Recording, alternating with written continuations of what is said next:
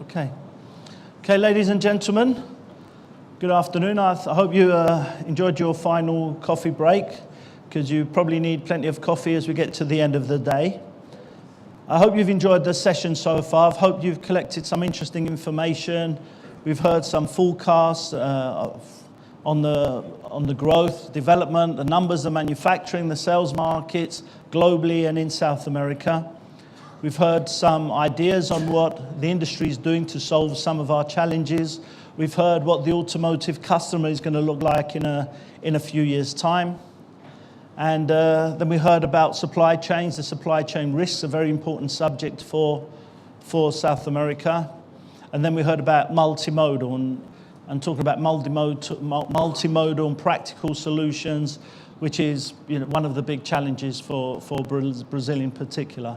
And I hope that during that time, and also in the conversations you've had in the coffee breaks, at the lunches, and other conversations you've had in the networking, you've picked up some other ideas on what the industry is all about and the challenges that we're facing. So this session now is a Q&A. It's a panel discussion to look at. We've got some top executives up here to hear about their ideas, their visions, their thoughts on the past couple of days, and I'll ask them some other questions to follow as well. But it's very much an opportunity for you to share your views. It can be questions to the panel. It can be some comments or something that we haven't covered at the conference so far. You can only cover so many topics in one day, so if there's anything important that we haven't covered, if there's anything important that you heard, that you agree with, that you want to really confirm and add your perspective or to highlight it important. Is there anything that you disagree with, that you've heard, that you think, no, that's wrong, I think it's going in the wrong direction? So it's really your opportunity to ask some questions and make your points for the panel and to the audience in general. The good thing about being a relatively small conference for us, we've just under 150 people. It means I know everybody here, so you should all make sure you're awake, because I can see you all from here, and I have some questions arranged for every single one of you in the audience. So I don't know when I'm going to pick on you, but I might well do it at any time. So we put some comfortable chairs here to make it a more relaxing atmosphere, and also to keep us awake, because we have to be very careful. We know if we roll backwards, if we fall asleep and start rolling backwards, we will fall off the edge. So it keeps us on our toes as well. So to introduce the panel, I'm sure most of you would know these people, but just to give a quick introduction to the panel. In case I'm Louis Yakumi. I'm as many of you have found out for the first time, I'm not Japanese despite my name. So I'm the publisher of the Automotive Logistics Group. Next to me is Fabio Castello, the head of logistics for Scania Latin America. Next to Fabio, a newcomer to at least our conferences, Newton Karasawa, the director of logistics for South America for General Motors. Next to Newton is an old face coming back, perhaps, in a new role, Orlando Moral, who is now the manufacturing director of Chery Brazil. He's been here before as head of logistics for Volkswagen South America. And at the end, last but not least, representing the LSP side, Toby Gray, the managing director of Syncreon. So I think we've got a lot of areas covered on the stage. So, have a think of any questions or comments that you want to make. But we've got, some of our own questions here. And I'll start off with some of the panel members. Just the first question, starting with Fabio, really, is just, it's the last session of the day. What have you picked up over the day today? Anything that surprised you or different, or something that, stood out for you that you've heard in the day of Automotive Logistics South America? Eu diria assim, Say that what most impressed me and what we're talking about during coffee breaks here is that the themes are always recurring. Some years ago, we were talking about the logistics blackout, difficulties that we had with infrastructure, and I thought it was very interesting because a term that we have been talking about in Scania, which is the role of protagonist and victim, which was mentioned many times here. For me, this is the most important part. When we talk about infrastructure, it's very easy to focus on the efforts on something that's very far away. It's not within our reach, and things don't get resolved. So it's very important for us to spend the day with all the problems that we face to identify the what we can really do, make a difference, and create actions for such. We cannot leave aside the lobbying job that the civil entities must do with the government so that they put it on the agenda in the priority that we know very well, but not let this become the focus of your daily routine. So work with those small things that can be improved, and those, yes, are within your reach. So this message of being the protagonist, we have several examples of it. I think it fits well here. We should leave aside to be only the victim and the one that complains all the time and put hands on. Use good examples, as it was said in the morning session, on and creating these spaces where these ideas can be shared. I think that's the best way. Scania today has two objectives, and I believe that all companies that are here represented have the same, which is cost reduction and reduction of lead time. That which could be done, if I look at the development of the logistic costs of Scania in the past 5 years, we have made good steps, but the infrastructure, the social cost, the cities, diesel commodities, they always come against us. So no matter how much we do a good job, the bottom line doesn't change very much. So it's important for us to look not only into these small developments, but let's make small revolutions now. An example of that, which was mentioned here, and I thought it was very interesting, we talked about integrating and sharing ideas.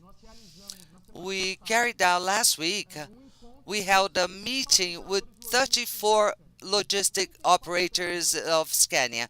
There are 34 operators. They go from liners, terminal operators, transportation companies, dispatchers. We put the 34 of them in one room. We had a visit in our plant. We gave them the privilege of driving the best truck in the world for them to understand the product that they're part of. And then during 1 hour, each person responsible for the logistics process in my department had the opportunity to present their problems, their challenges, and present the partners that are part of that chain. And that was a way of people to get to know each other. There were several competitors there, but this was the kickoff of a series of initiatives that we intend to do. I shared with Newton this idea because it's important that the operators, with know-how they have, with the expertise they have, they bring these ideas. This was very well approached over the day today. And bring your ideas, discuss with your clients, and let's go together to get the long-hanging fruits and to make these small revolutions. So let's leave the infrastructure and all the problems that it brings as a simultaneous work. I see this thesis that was discussed over and over the day today, and the role of protagonist and victim.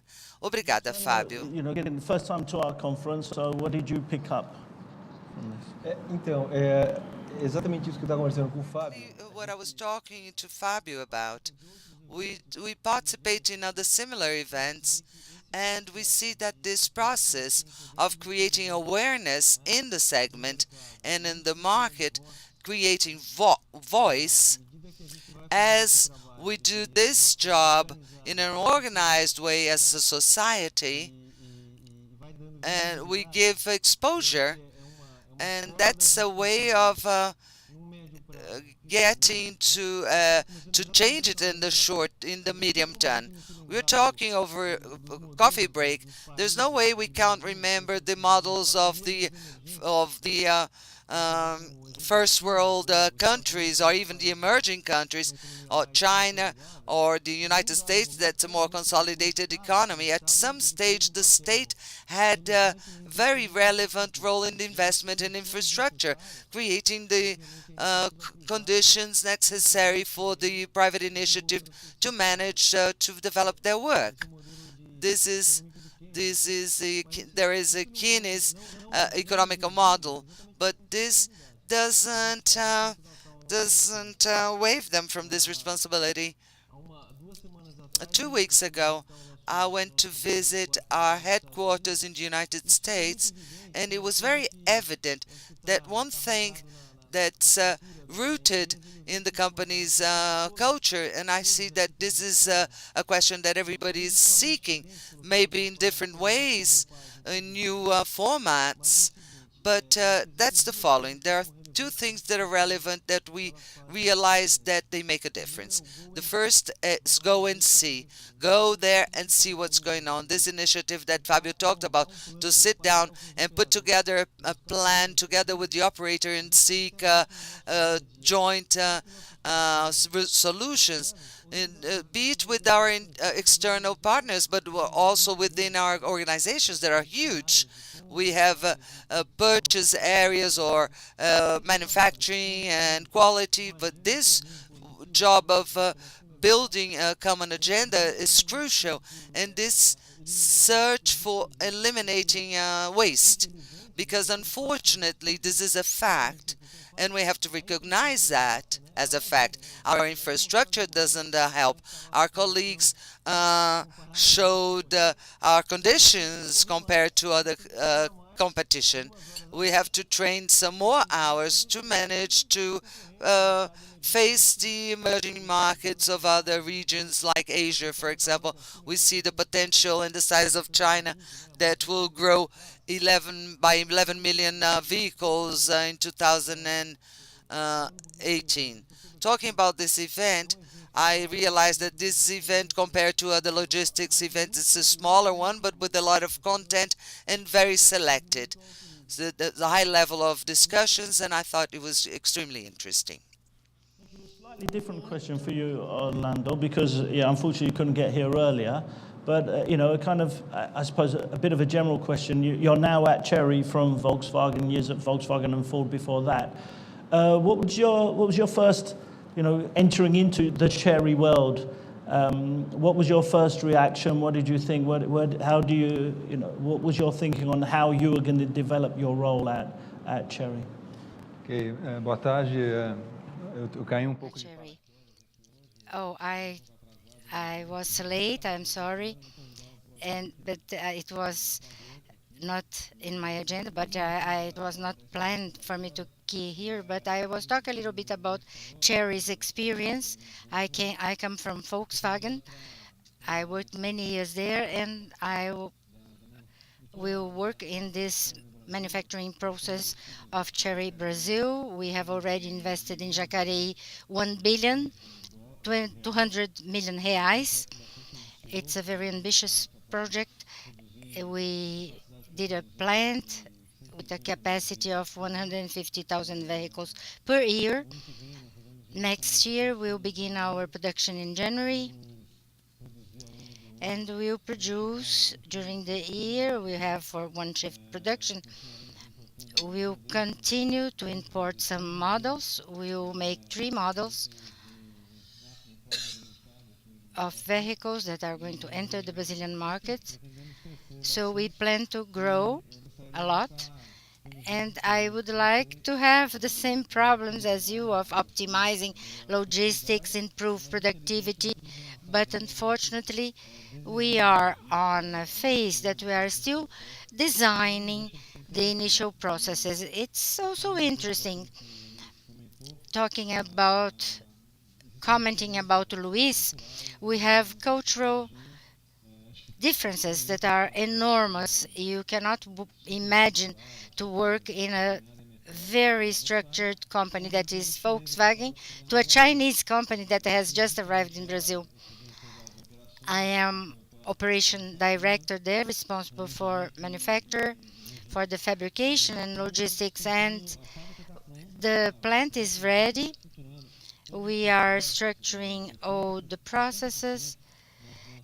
70% of our components still come from China. We'll have a movement of containers, 25 containers, 40 feet per day. Today we have operations of vehicles, imported vehicles that come from Espírito Santo. It's a big differential. The Chinese made a plant like the plant in China. Everything is done internally. Nothing is done with partners. So we are introducing this culture. We started outsourcing, and we are also entering this process of having the vehicles from Espírito Santo. We are seeing the alternatives. It's interesting. Thank you. That sounds like a fantastic adventure you're on there, Orlando. And to Toby, back to a bit the original question about, what you've heard over the last or last day, I should say, and anything that stood out as unusual, surprising, or just highlighting something you already thought. Thanks for the invitation. I came here all relaxed, thinking that all I had to do was pay for lunch. Now I find that I've got to sing for my supper. Thank you anyway. Pleasure to be on the platform with two of my clients, and perhaps, who knows, maybe with a third. It would be great. But I think I'd echo some of Fabio's words. Many of the themes that we've talked about today have been long-lasting themes in the conversation of logistics over the last 10 years. But I would, I think, highlight one thing that leapt out at me, and it came from the first two presentations. And that was simply the question of cost in this country. What really got my imagination was the fact that it now costs $2,200 to export a container from this country. Okay, I'm not sure, I think it was in Gustavo's, I'm not sure whether that was a 20-foot or a 40-foot container. But what really struck me was that 10 years ago, I was buying new 20-foot containers made in China for $2,200. Now, just to export one box costs me that amount. I was struck. So what's absolutely clear in this country, inflation is a very, very, very serious issue. It's inflation in the general cost of living, and it's inflation particularly then in the costs of our daily activity with manufacture and logistics. And I was just thinking, just to go back to that, it bears thinking about a little bit. 10 years ago, according to Gustavo's data, we were cheaper than Argentina. We were even cheaper than India, or on a par with India. Now, Brazil, it's 1/3 more expensive than Argentina. It's twice the price of India, and it's 4 times the price of China. And need to just think about that a little bit, and then think, well, what's the prospect for our exports in this country? And what's the obligation on LSPs to help manufacturers in this country to really reduce our costs as far as possible, and to provide extremely productive, effective, reliable, cost-effective services so that we can actually confront this challenge and export and maintain a reasonable amount of order in the balance of payments for this country. Without that, we will have serious difficulties going forward, without getting into the details of inflation and indices and things. But it's a matter of fact. The minimum salary will go up on the 1st of January by 8.8%. And yet, they're fighting in Europe about inflation going under 1%, perhaps going to 0. And I know in my discussions with some of my clients and with my colleagues overseas.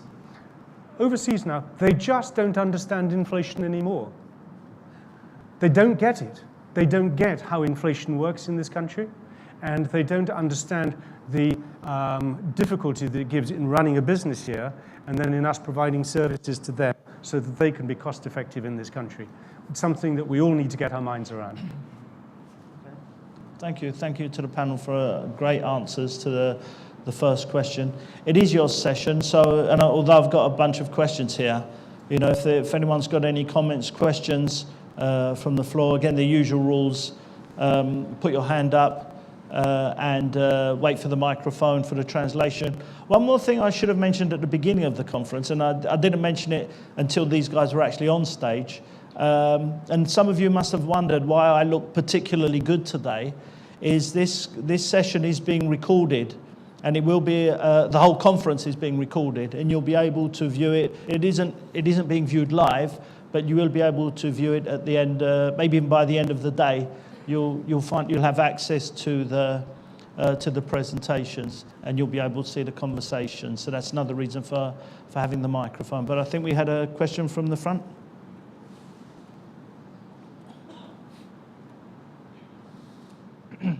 Okay. Well, my question actually it goes to Toby, since you are the only logistics operator that is on the stage. So, considering that a logistics operator doesn't work alone, it needs partners to provide the entire logistics to a client. And we know how difficult is the infrastructure in Brazil, but also we know that that's also not easy to deal with some partners in Brazil, like transport companies, railroads, terminals, and so on, because the logistics operators offer a high level of quality and information and follow-up and so on, but some of your partners don't. So how do you deal with that, and how you transfer this know-how to your partner in Brazil? Good question. Not an easy one to respond to. Time, you develop a knowledge of providers in the marketplace, and you can quickly select a panel, if you like, of operators, inbound, outbound, whatever it happens to be, who you have worked with in the past and with whom you feel reasonably comfortable. After that, we are extremely demanding of our partners. We give clear directions as to what we need from them, and the timings and the quality of their performance that's required. And we insist on that. And then we surround that with information technology, with processes, IT processes, that can provide information on a real-time basis and give us and our clients a real-time advantage, competitive advantage, in providing the service or preparing the product that is our objective. Okay. If that helps. Thank you. And I'd like to kind of expand on that question to the customers on this side. How do you think the logistics service providers are performing for South America? We've got some great global logistics companies who are in South America. There's, you know, some great South American, Brazilian logistics companies. Are they developing in the right way? Are they providing you the services that you want? And what advice would you give to a logistics service provider to help? How can they help you more? What can they do to help you more? Eu vou voltar ao ponto inicial. I'll go back to the initial point. In Scania, the most important to have this improvement is cooperation, because our processes are extremely complex. If logistics close to us, even if it is, we cannot expect all the answers. We know our strategies, what the company needs for the future, and on the other side, the operator may bring his experience from other customers, other places. So success is this joint work. I can give you an example. We started in the end of last year, and we are having success today. One of the problems with the cost of freight is inflation, diesel, the cost of transportation, road transportation, the optimization of our trailers had our all the material we consume, 95% is collected by our network. We have a level of occupation of 85% to the milk run that for the Brazilian standards is very high. But we wanted to innovate, and together with the operator we create a solution that before sending the release to our suppliers, we evaluate daily what is the level of occupation that each truck will have in at all the routes, and I can delay or advance the releases 1 or 2 days, making the level of occupation in these routes be 95%. On one side, we have the infrastructure, the 12% of asphalted paved roads. We have the by train. Let us use the by train with 95%, breaking some paradigms that we have in the chain together with our operators.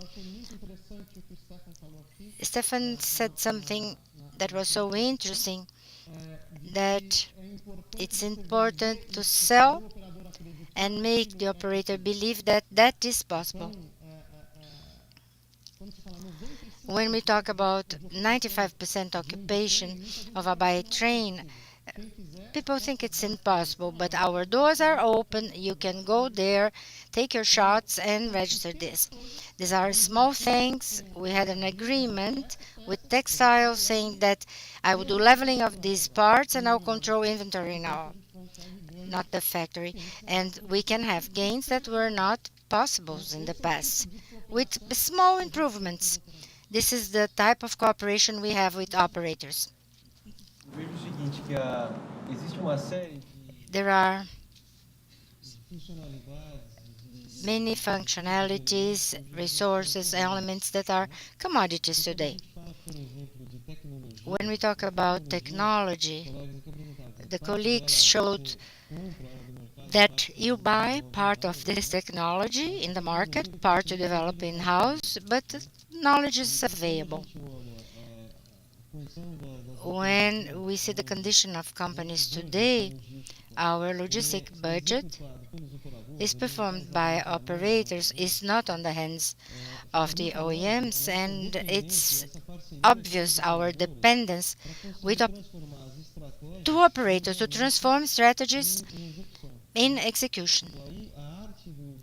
And so the art of the operator is the ability of performing with discipline, extracting from these common tools the maximum, extracting what makes the difference. So what we see is that in fact we have great operators, be them local or international, that have the know-how, the tools, capital, and what makes the difference are the operators that have this attitude tuned with the client's culture.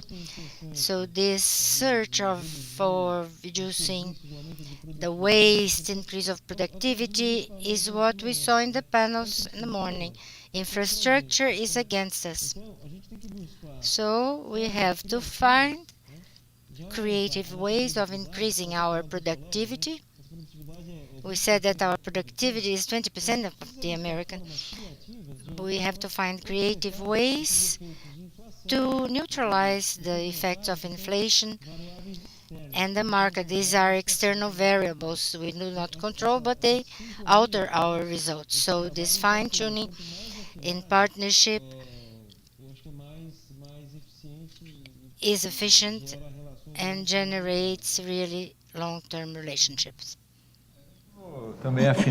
I am aligned with the comments of my colleagues. Today we search a logistic provider that is a partner and someone that works with total transparency with the customer, helping us. This logistic cost is something that impacts extremely the operation of vehicles, and if we don't have a partner that helps us with transparency to solve details and be available to invest in new ways of doing, we had some works, fantastic work, when you join the expertise of the OEM and even the investment capital of the logistic provider. And results are fantastic with good management over transportation, inventory, complementing, implementing cabotage, new models, many examples of significant gains. So the logistic provider has to be a partner in all aspects of the word partnership. I remember now another example, the importance of not only expecting the operator bringing us solutions. Processes are complex, we know, but we must be able to see connections. In Scania, we talked about connect the flow.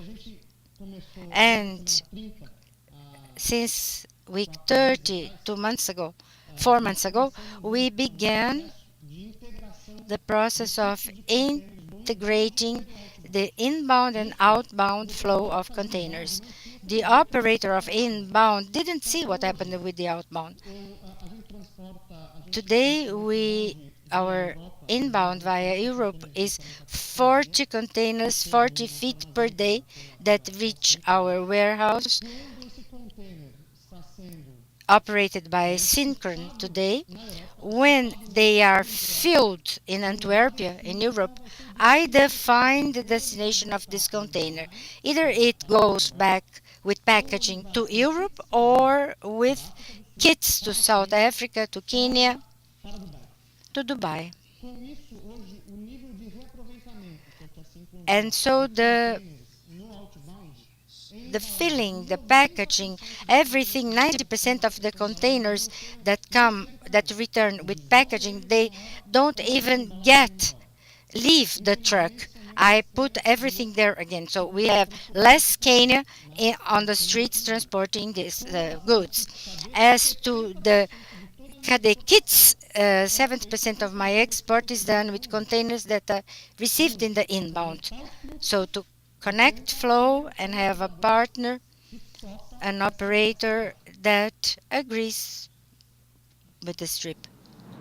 Any questions? Any more questions from the floor? Okay, one more question from my side is looking at the global supply chains, really. I suppose it's parts, really. So, looking at the global supply chains, how much are you bringing in globally, and the challenges of connecting, that old word again, South America and Brazil with the rest of the world? Perhaps we're talking about world trade issues, customs, and so on. So what are the issues, what are the successes you've had with your global supply chains? Maybe I'll start with Orlando on this one, because I presume you said about how many parts are Chinese. So that must be an interesting supply chain for Chery.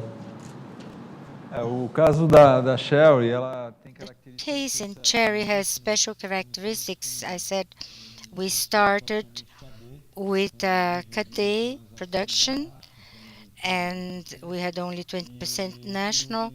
And another interesting aspect is the process is long. My frozen period is 3 months, 3 months and a half. You must produce the parts in China, program, produce, collect on the Chinese suppliers, fill the containers, send to Shanghai, send them to Brazil, and then you have to release this in Brazil. It takes 3 months. We will strongly work. We have a strong process to nationalize.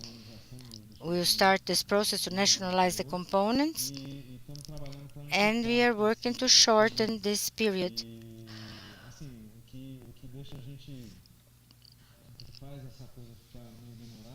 What causes this delay is the legal aspect. When you enter and try to see taxes, bureaucracy, imports, etc., it's absurd. It's something absurd in Brazil. It's getting worse and worse. And we don't see a light in the end of the tunnel for changes. It seems that it's getting more and more complicated. Newton, following the line of Orlando, he mentioned nationalization, location. We see that there is, with the exchange volatility and the dollar, we have a trend to define the footprint of the suppliers in the national market so that we can protect from these effects in currency. This is a benefit we try to find, and in a certain way it helps the logistic cost because you are closer to your producing plant. This is a benefit, and this issue of bureaucracy to nationalize components of products is serious.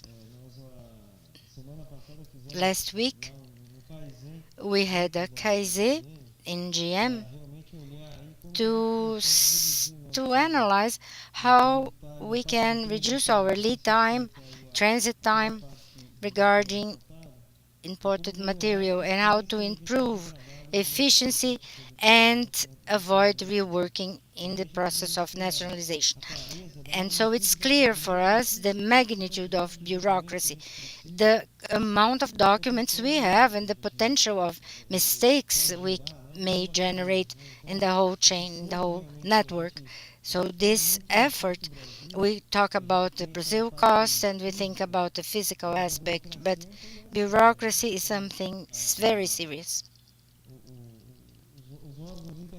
The international organs, they evaluate competitiveness of countries, and they see that Brazil is going down this ranking, and you are bureaucratic. Each month you need more documents. I think in the States it's only 2 or 3 days. In Brazil it takes months. And so this bureaucracy has a direct effect. There is a direct correlation between bureaucracy and our level of inventory. All this uncertainty is the reflex of the bureaucracy. Each time dollar rises or goes down, strategy changes. You have to rethink the strategy, thinking that if you are bringing through the correct port, if the company is the most adequate, if the trading is providing the correct incentives, each 6 months strategy changes. Você tem alguma coisa a adicionar a isso? Indústria de veículos Say that in the commercial heavy vehicles industry, we have a hired worse challenge because we're talking about 100,000 trucks a year. In Scania, the level of scale that we managed to get for localization is much more limited. On the other hand, Scania uses this as an advantage. Our product today is global. Even a product that's manufactured in São Bernardo's plant is manufactured in the plants in Holland, Sweden, in all the Cadê plants. We have the challenge of having a network and a solution of inbound that's extremely complex. However, the global production system allows a flexibility where my plants of final assembly always have their capacity being used. So we had situations where the Brazilian market was extremely consumer market, and we supplied clients of Chile and Peru with Dutch products. And now we have the opposite happening. Europe in the past quarter is extremely consumer, at least for our products, and we are meeting the needs of clients that were met by the plants of Sweden and France with Brazilian products. So you have to put on the scale when you manage to use this complexity, this this level of localization with the global production system, you gain flexibility on the other side. The people in Syncrion say you're so lucky to work in Brazil because moving parts to and from Brazil is really easy. No, they don't say that very often. And they wouldn't mean it if they did. I think they understand that it can be a challenge here, but it's obviously a challenge we embrace, and it's what gives us the opportunity. So we don't reject that out of hand. But I think perhaps I go back, pick up on the question that was asked earlier, the gentleman in the red tie, the importance of information around all of this and the importance of communication. What we try to do with our clients is twofold. Regular meetings, like daily or twice daily, at an operational level, to make sure that we are in sync with our customer, and we understand what their needs are, that we're fulfilling them, and we're fulfilling them in the right way at the right time. That we've got information services that back that up and can provide data as required.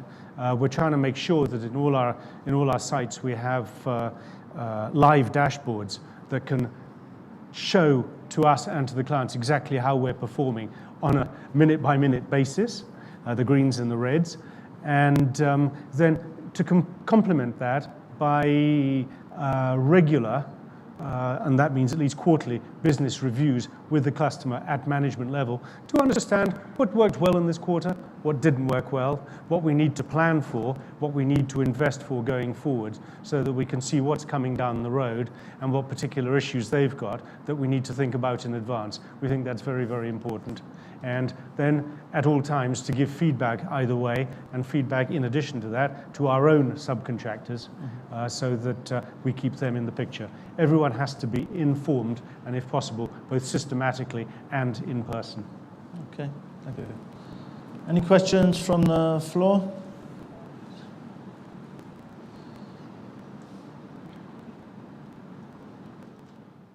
Chris Ludwig, Automotive Logistics. Is this on? Yeah.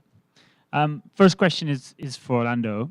I was wondering if maybe, given the Volkswagen experience and now at Chery, the Greenfield site, if there's any particular, since it's Greenfield, is there any particular innovations or new approaches that you're kind of applying with that opportunity to kind of start from a blank slate, whether it's a kitting center or whatever, whatever kind of logistics innovations? Can you point to any that might be interesting? It's obvious that Chery's operations are extremely simpler and less complex than the Volkswagen operations. We carried out a project for a small volume of sales at the beginning, which will grow throughout time if the market helps. We will have to take some market share from our competition. But in that sense, our plant and our systems, our processes are relatively simple. We have three main areas or departments in the plant: body part and an assemble that is very well equipped. Our paint job is also modern, water-based, and our structure is very simple. The basic difference in the level of automation, we almost didn't invest anything in the automation area. We have the robots that do all the base coat part. All the other processes are manual, basically, but they're modern process despite being manual. As to the logistics systems, it's a system that's quite updated with what it's in the market. We have logistics with all the processes. We have a supermarket. We do the supply of small quantities. We use the Trilogic system with small cases in some of the parts with specific routes. We are developing now. This is a problem of the Chinese. They did all the installation, but the system part, the software part, they left it for the end. So we're now going after that. So we're implementing the logistics system now, and we are now also implementing the whole control system for production. It's a bit delayed, but we believe we'll start soon. And as we start with the small volume, we don't see the risk of having to go into a more controlled process manually. In some months' time, we'll have 100% of these systems implemented. But it's a very interesting piece of experience. We are used to a volume of 3,200 cars daily, and we go to 150. We find it weird. We want to develop things and new investments, and you stop and think, but I'm only going to make 130 cars a day, so it's adequate for what was planned.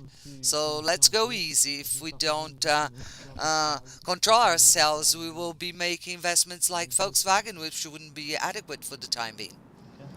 Question in the middle, please. Eduardo Cataca, TH, minha segunda e última. My second and last question of the day. It was mentioned the question of the dragon of inflation in country. We also mentioned the bureaucracy at manufacturing and the closing of the companies. We don't even mention it because it's impossible to do that in this country. So with several difficulties we have. Unfortunately, our problem is corruption. Everybody's very diplomatic. The automobile industry has a very strong lobby, really. But we got to a stage, I'm going to use the words of Salim Atta, everybody must know him, president of Localize. It's a car rental company. We arrived at a model that we are closer to the Cubans and dictatorships, and it's taking us to very serious problems that will be unbearable for the whole chain.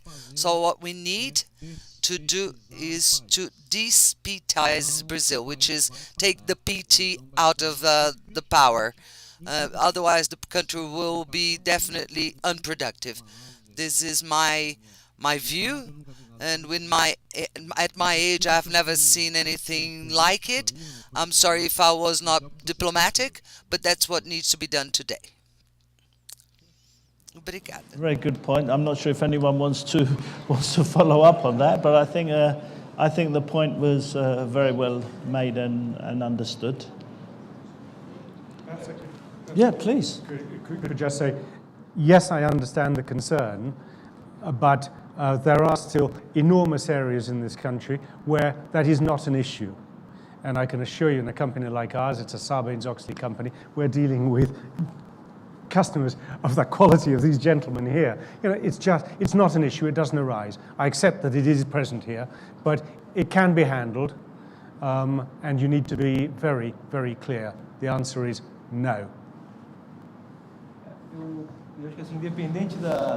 Regardless of the party that's in power, I always say that we have to make a lemonade out of a lemon. We have to be very pragmatic and pray that those that are governing this country, they have the wisdom to make the best decisions, and we'll carry on doing what we're doing.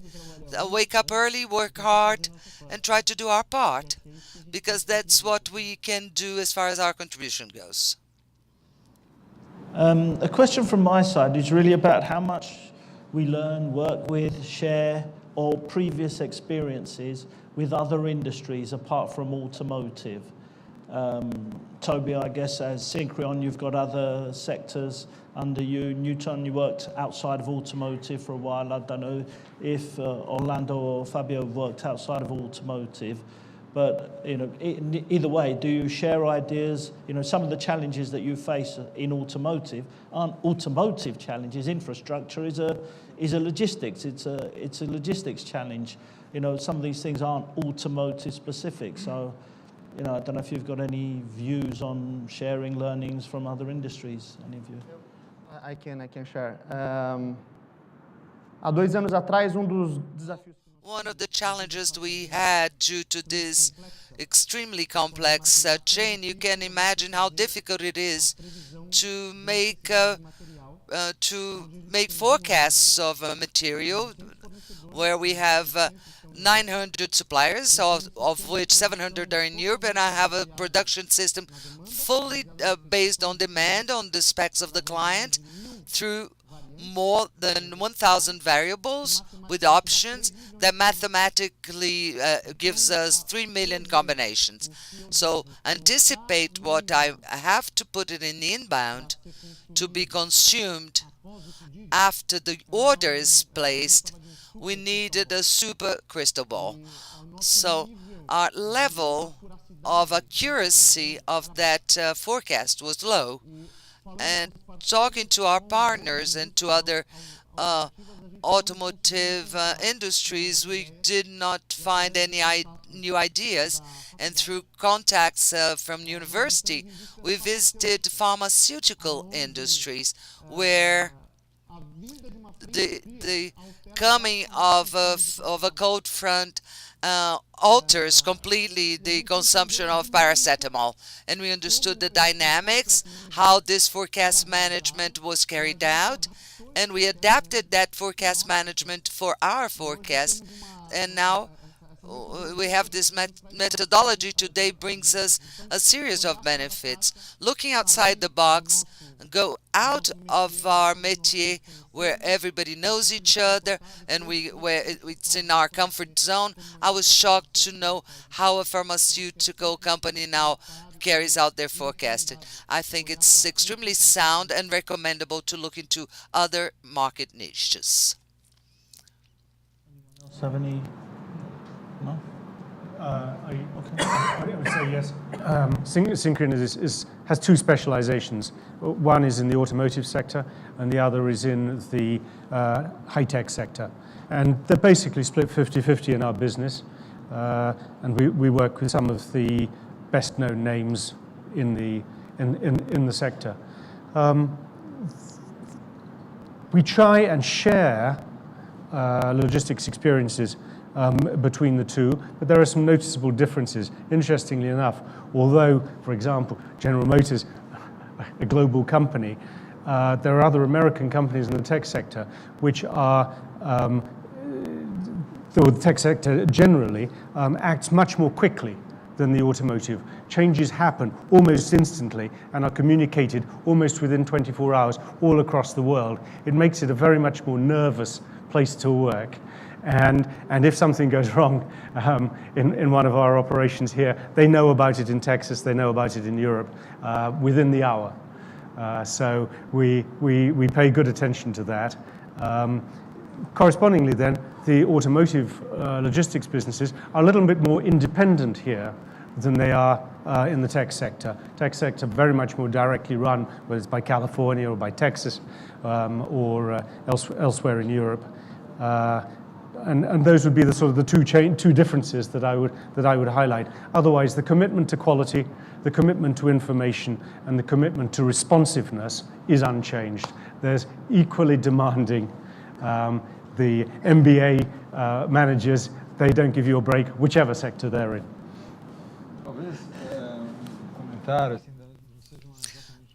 No, I don't know. This wasn't exactly an experience, a professional experience, but something that I heard, and I was happy that this issue, they were talking about coastal shipping. Since I was a boy, I liked geography and reading, and I used to hear that the United States used the Panama Canal to take products from east to west, and we saw many examples of this type of transportation. And here in Brazil, we have a coastal line where the main cities of Brazil are concentrated. We have a coastal line that's almost 9,000 kilometers long, and we only use road transportation. It's apparently something so weird. When I started in the logistics area, I used to call our large partners, and I talked about that with the guys that have the truck companies. And why don't you think about investing in cabotage? We pay, but we place Fiat and Ford. We also had some operations of outbound to the northeast of Brazil. How come you didn't think of investing in ships? We can exchange volumes of companies there in the northeast and companies there in São Paulo and Rio Grande do Sul. Apparently, it's something obvious. It's so much cheaper. We always heard about the sea transportation being so much cheaper. But these things that seem so clear, they take a time to take off in Brazil. There's a legal and it seems that it's almost impossible to implement simple things. But I think this will change. I'm with you. I support the cabotage business fully. Any more questions? Okay, a question from me to Mr. Muramoto from Deloitte. Microphone at the front, please. Firstly, as an independent now at Deloitte, and also you're a supplier, a leading executive at a supplier at Continental, I believe. In your position at Continental, how important was logistics and supply chain for you? And then any just other comments, since you left as an independent, any other comments that you'd like to make on logistics and supply chain for the automotive industry? Ok, thanks for the chance. I'll talk in Portuguese. Claramente que a nossa Our operation here in this continent was strongly dependent upon logistics. A series of products that Continental has are electronic, and as we know in the country we don't have the production of electronic components, so we are strongly dependent upon the importation of these components, especially from Asia. So, as Fabio said, we have to make a prognostic with all the variabilities that exist with all the products and their variations, and we had to make a forecast of electronic components, and mainly when Apple would launch a new product, it was a real great challenge, because then the components were more difficult to get, and since the automotive world sector consumes 8% of the world's electronic components, automotive doesn't have a very great significance. So this was the great challenge. So naturally this is still a challenge, and it's obvious that logistics for electronic components more simpler, because we have considerable added values and the volumes are small, so transportation is normally done by air, so it's easier in this aspect. But it didn't help in the issue of customs, for example, and things that were discussed here. What can I say now with them as an independent person?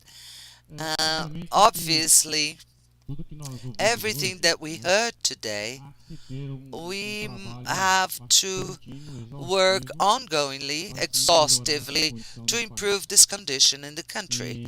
And the difficulty that there is for such is because there are maybe many strengths acting in the country.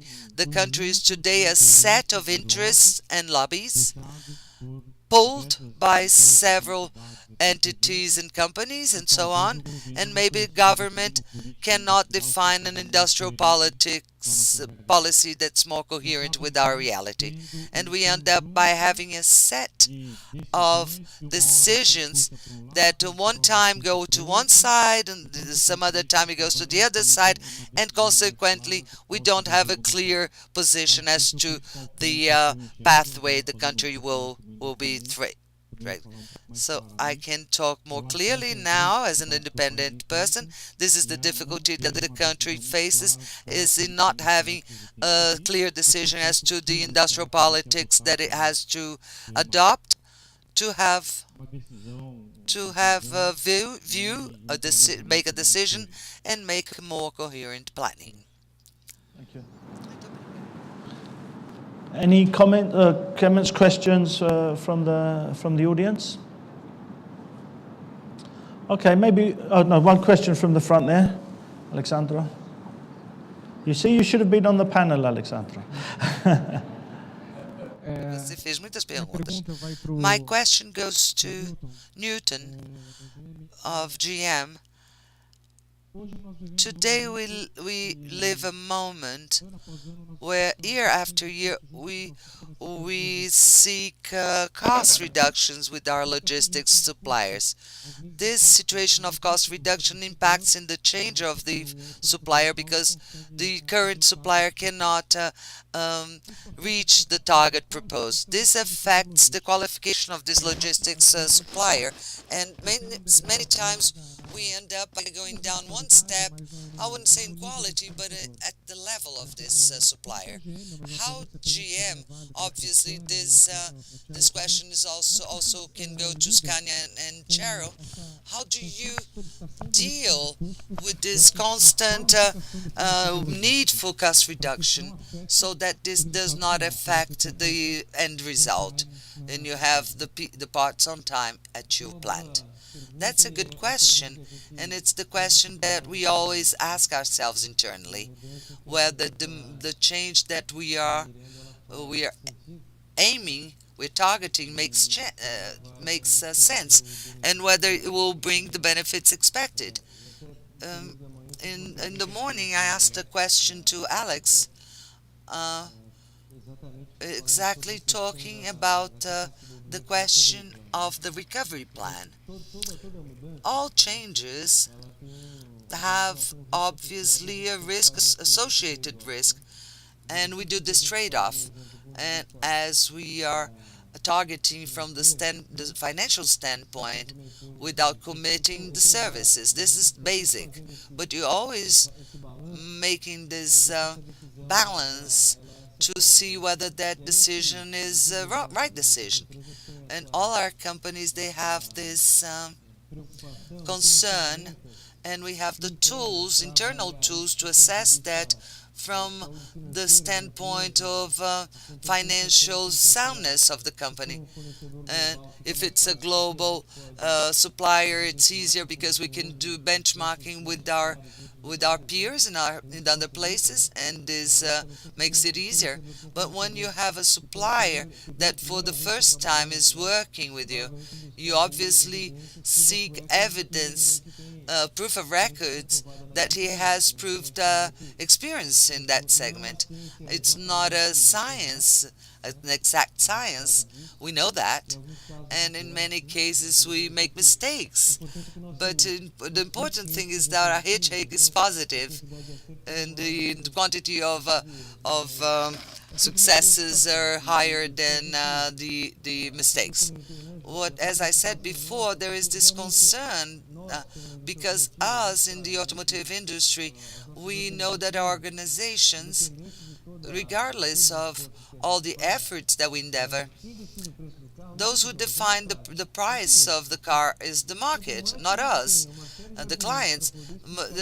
No matter how many arguments we have internally to justify a budget, the end client doesn't know that. He doesn't want to know about that. So we split that responsibility with our operators, with our partners, because this search for productivity can't be just internal, like Orlando was saying. Internally, within the manufacturing process, you have to seek a more productive process. But in the networks, you have to redesign, try to increase the public use of the vehicles, the trucks, this design of a network, give a greater package of services so that he can work with his fleet in a more intelligent way. So it's a two-way road. We have to see that our clients co-participate, but we have to give them the right conditions and understand their business models. And maybe going back a little bit to what Flavio said, I also worked in the logistics market. It's really a challenge because in the automotive industry, some markets, some colleagues have more stability. We know that this variation is quite large, and a small flu, no E&M, it's a pneumonia that at the end of the chain. So we generate problems to our partners, be them suppliers of components or our logistics operators. We have to try and work as tuned as possible and make information available as soon as possible, because that's relevant, because they also have their capacity limitations, the recovery plan. As we can, one thing is to have a capacity of reaction, and based on the history and our experience, we can anticipate some events that will happen. This is already an advance or progress. And the third would be to create trends and break paradigms. And we have a long way ahead of us. And in the automotive industry, all these years that we have on the road show that this makes sense. Good, interesting answer. Maybe the last question for today, and many of you in the room who know me will understand this question. So, who is the best football striker in Europe? Is it Neymar or Messi? Easy to answer. Easy to answer. Yeah, very easy. Muito fácil. Cristiano Ronaldo. It's actually Alexis Sanchez from Chile, because he plays for my football team, Arsenal. So one of my team from the back suggested Soldado, who plays for Spurs. But as a striker, we count someone who scores a goal sometimes. So that wasn't the correct answer. But thank you very much to the panel. I think that was a very interesting discussion. Thank you very much.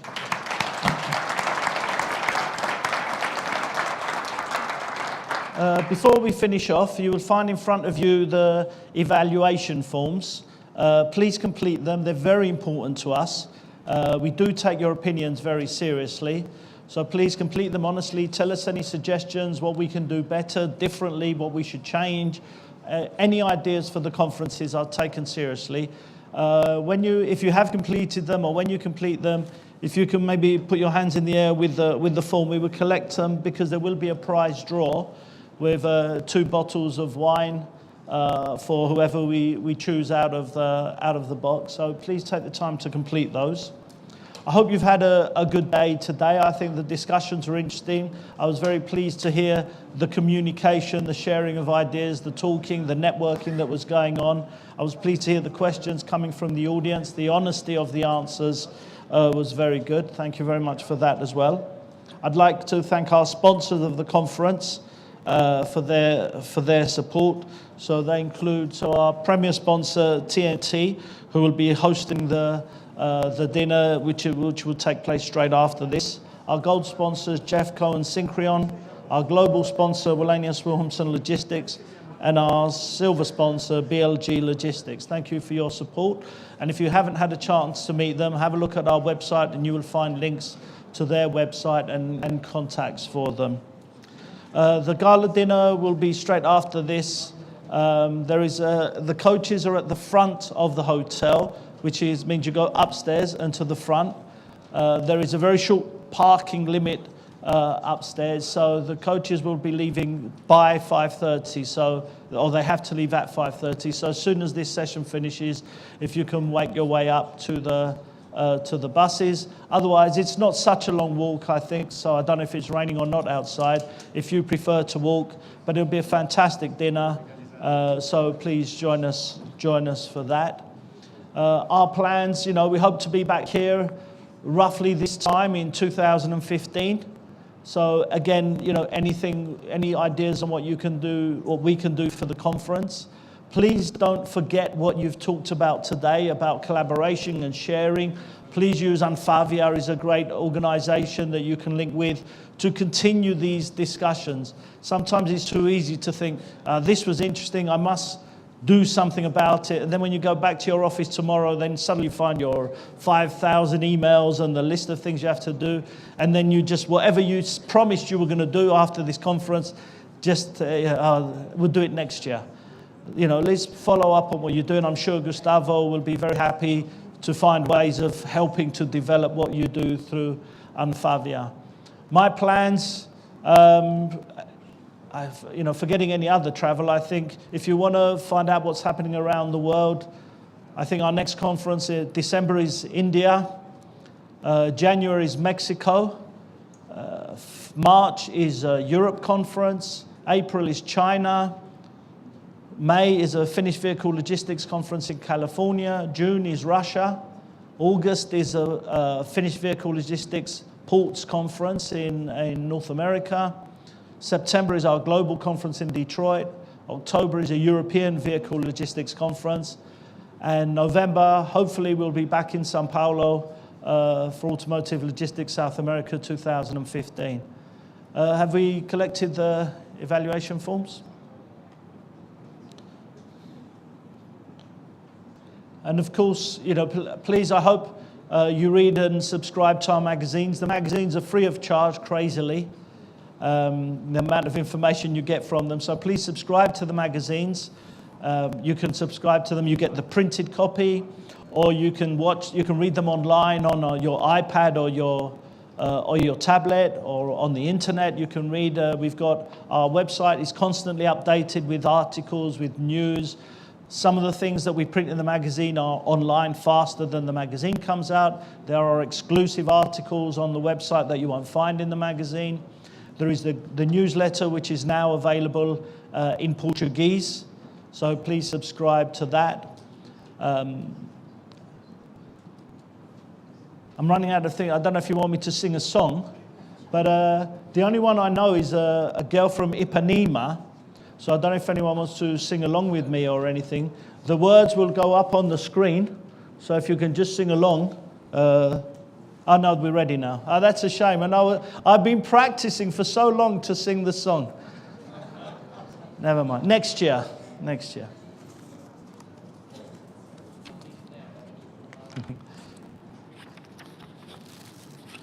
I hope there is a name on this, because unfortunately I'm always good at picking out someone without a name. Sergio Tambola from CISA Trading.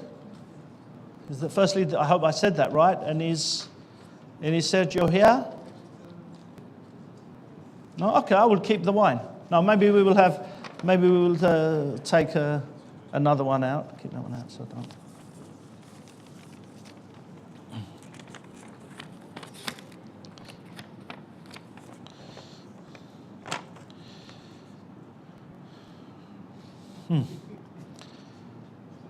There is a name. That's the good news. Let me see. Shall I have a guess? Maria Sedas, Marco Sedas, Mike. Is that close? It's not. It's Portuguese. I just can't. Seixas. Maria Seixas. Márcio Seixas. Mike. Ah, okay. Yes. Thank you. Sorry about that. It's because I've already drunk some of the wine, so that's what made it difficult for me to see. We'll do one. Oh, thank you. Are we doing one at a time? Or? Oh, sorry. Okay. Thank you very much. Thank you for giving us your views. And now we'll do one more. Because that was so easy, we'll do one more.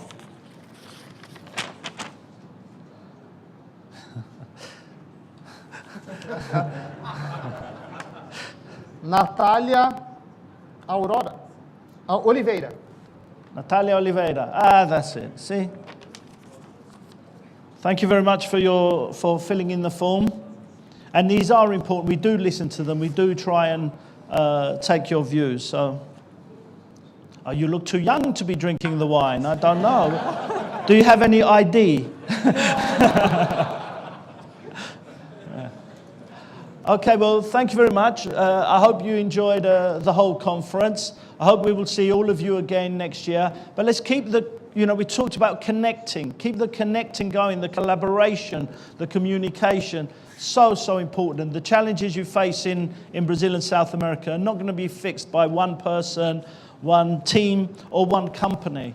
Everybody has to work together. So let's keep this communication going. So thank you very much, everybody, for your contribution. Thank you.